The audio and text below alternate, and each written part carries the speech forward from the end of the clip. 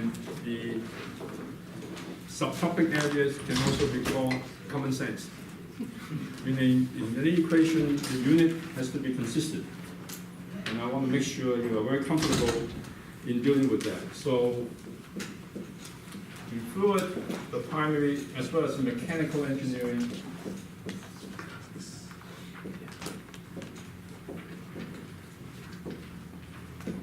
the primary unit that we deal with is mass, length, and time. In SI, it will be kilogram, meter, and second. And moving forward, when I have a quantity, say A, could be a pressure, with the square symbol, what I mean for the rest of the semester is I'm now only interested in the dimension of this quantity A. And for an equation like Bernoulli, it has x plus y plus z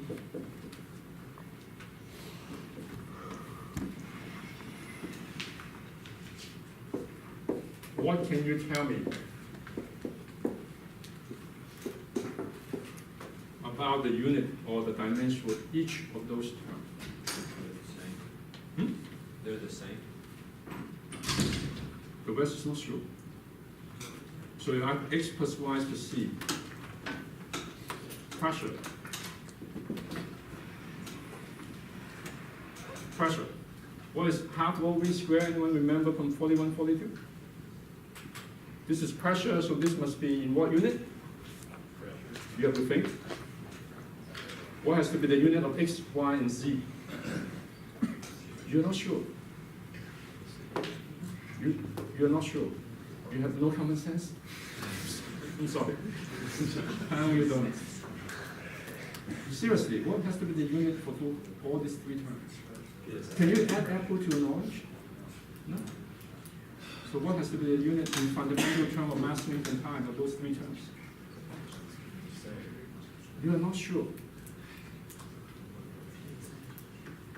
They have to be the same. Law of common sense. You cannot add apple to an orange and appear. It has to be all apple. Right?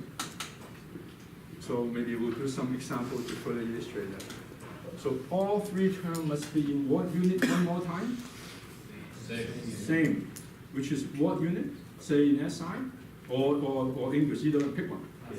PSI, they have to be all pressure. How do I know? Pressure is obviously pressure.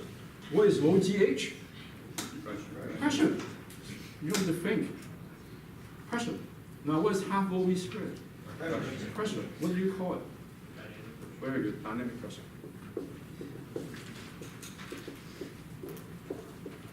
So as an exercise, you can do this on your own. Right? Do you want me to go through that once? Right? Let's just do one. What is unit of pressure? In mass, length, and time?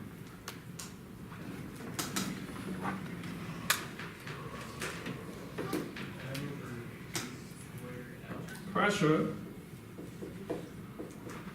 is what divided by what? Force over area. What is force in terms of mass, length, and time? How do you replace force? With what equation now? Which is Newton's second law, right? Which is mass times what now? Acceleration. Am I right? Which is what? Length times square. And area? Length square. So what left?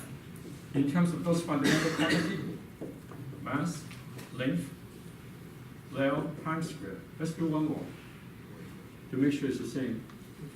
Anyone you want to pick? Yeah. That's not right. Yeah. There's no. Oh, mass. In the numerator. In the numerator. It should just be mass. Your L canceled out. In the very last. Which one? Last. Very. This one? Oh, sorry. I told you I'm our element. Feel like I'm having too many sake ball. I don't know what that is. So help me with the other one. I'm struggling. Brain is not engaged. Which one you want to pick? How about half V square? Because that's the one we will be doing a lot more. So quick. Unit. So half, I don't care. Go on. What is the unit of density? Mass? Length? Cube. Velocity square? I don't want to hear meter or foot or time mass. I just want to hear mass, length, and time. Length square versus time square. So what's left?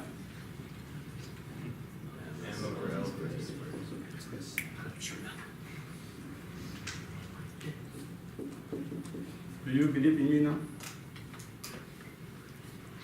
All the same. Okay? So I could for you a curveball. You believe in what I said.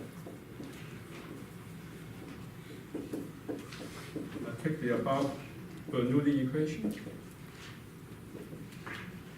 I pick this one and then change it in that one.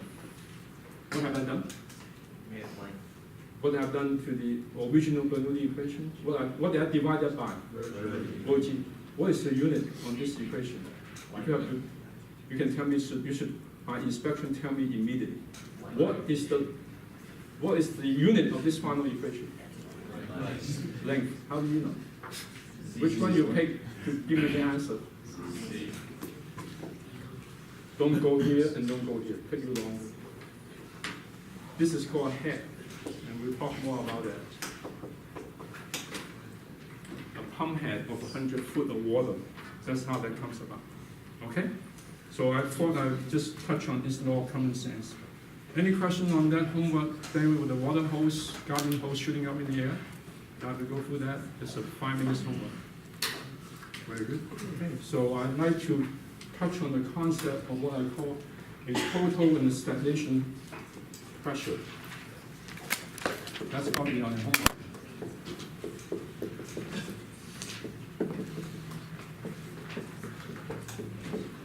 Some of you may have seen this in your 21, 24, some of you may not, so I'm just going to pretend no one has seen this before. The origin of this concept of total or stagnation pressure is Bernoulli.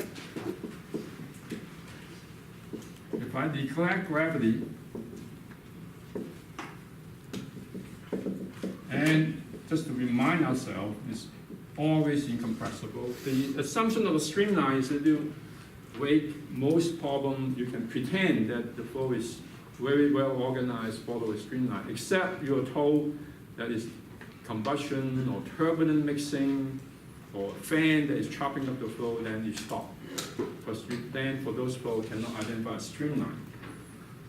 What then the Bernoulli equation boils down to is in terms of two terms. P is actually, if you want to be very specific in your thermodynamic, when I say P and T is static pressure and static temperature. But normally we just forget the term static, we just neglect that it's understood. Right? If you want to be very precise, you should call it static. And this term, as we remind ourselves, is called dynamic pressure. So that's a constant. So I have then,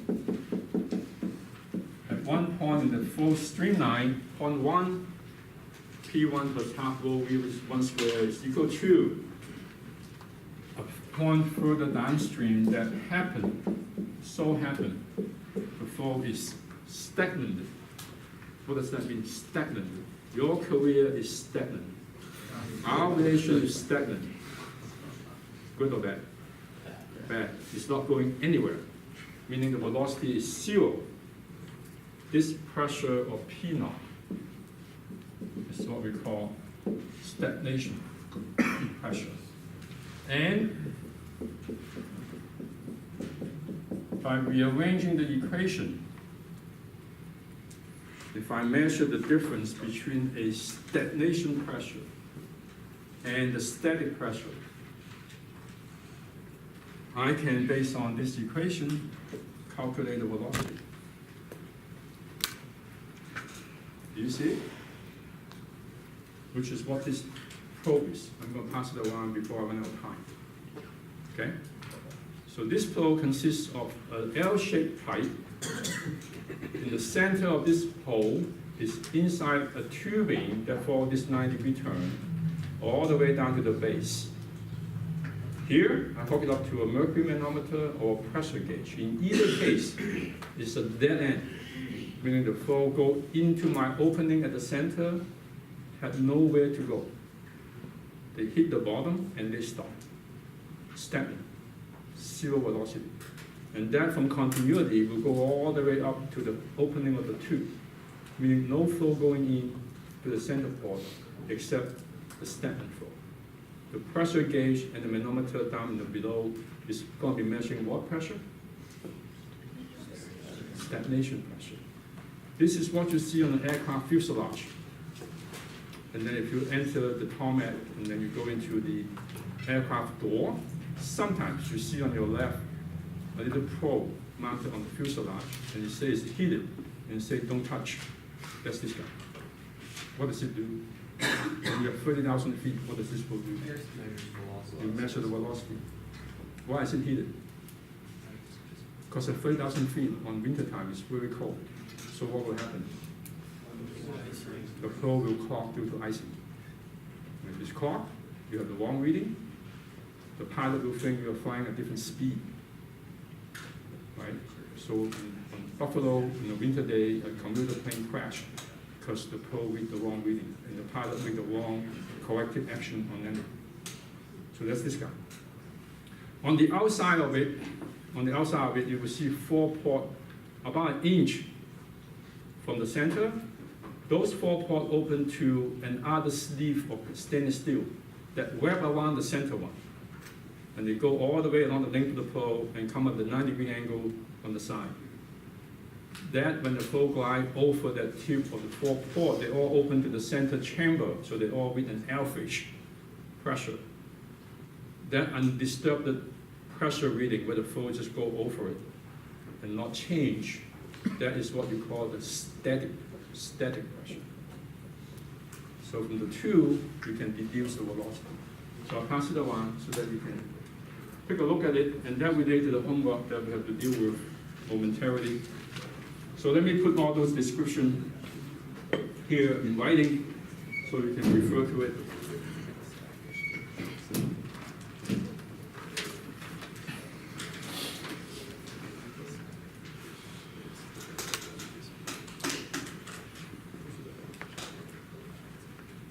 So again, P naught is our total or stagnation pressure, and can be measured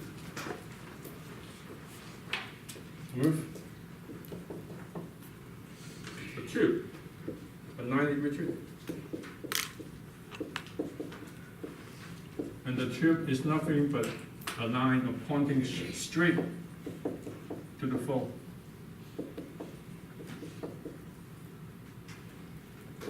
And it's invented by a German, and hence it bears the name pedo, capital P, pedo tube or pedo probe. Very simple concept, but very useful. So in a wind tunnel, which we do all the time in our laboratory, so I have a wind tunnel wall, I have flow coming at very high speed. I want to measure the total velocity of this flow. I will have this pedo probe or standard tube, as I mentioned, hooked up to a manometer, and I'm assuming all of you know how to deal with a manometer. That other end is open to atmospheric ambient pressure. So the difference in height of this manometer, capital H, is the indication of my stagnation pressure. And that's how I measure. That's the bottom line. So if I want the velocity, stick a probe pointing upstream to the flow, and what you read is your stagnation pressure. P is static.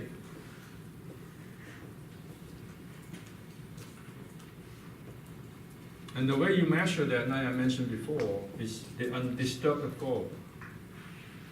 So instead of have a tube pointing into the flow, you drill a hole on the tunnel wall and hook it up to yet another manometer.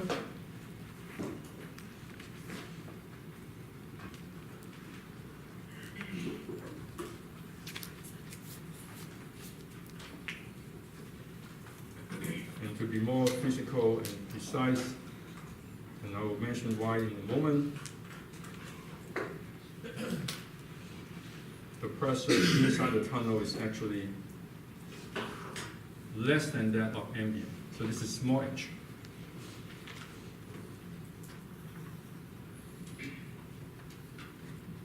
And the static pressure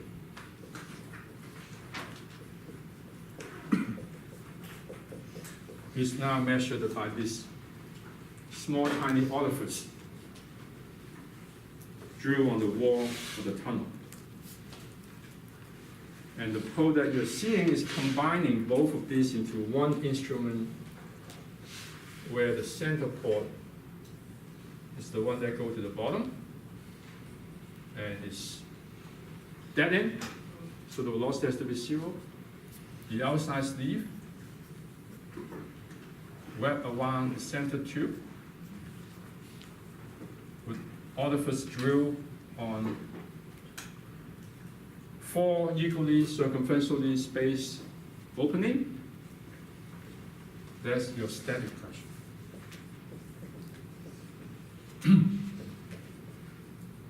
You see the distinction? Flow go in has to go to zero velocity. Flow on the outside, undisturbed. Any question on this concept?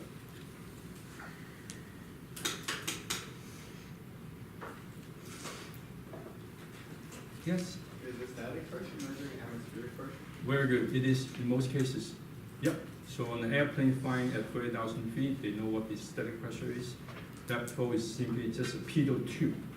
They don't need that pressure port on the side. It is in most cases, not all, in most cases it's an atmospheric pressure. Yep. Okay, other questions? So this homework that you have to deal with, oh, I don't give me time for the quiz. So I just want to touch on it so that you know you're not spending too much time struggling with this homework. In the wind tunnel, like the one we have on campus, you can test a scale automobile, and you're drawing air in from ambient atmospheric, which is 14.7 psi, far away from this intake of the wind tunnel. What is the velocity away from the intake of this tunnel, like a mile away? It's zero, very good. You don't actually feel the suction. So when I go far away enough, there's no effect felt by the suction of the tunnel, and you have zero velocity. What you ask is that when the flow steps into the nose of this automobile, what is that reading going to be? Okay? This is a stagnation pressure at zero velocity. What is that pressure? It's the trig pressure. Furthermore, in the tunnel wall, away from this automobile, in the center, when I hook up my reading on the wall to a manometer, and they give you the reading of the manometer, can you deduce for me what is the pressure actually at this point? That's the basis of the problem. Okay, you should start your question. I'll give you some hints on the quiz, which I will not in the future. And that hint is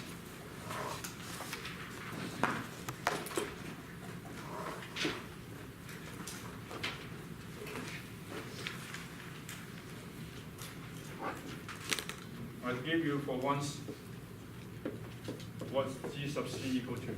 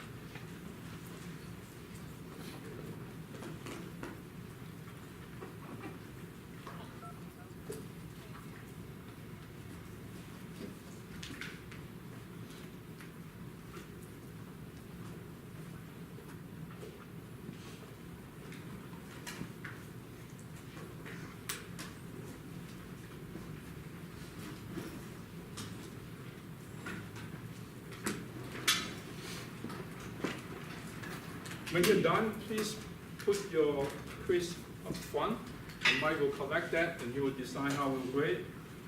We don't want photos.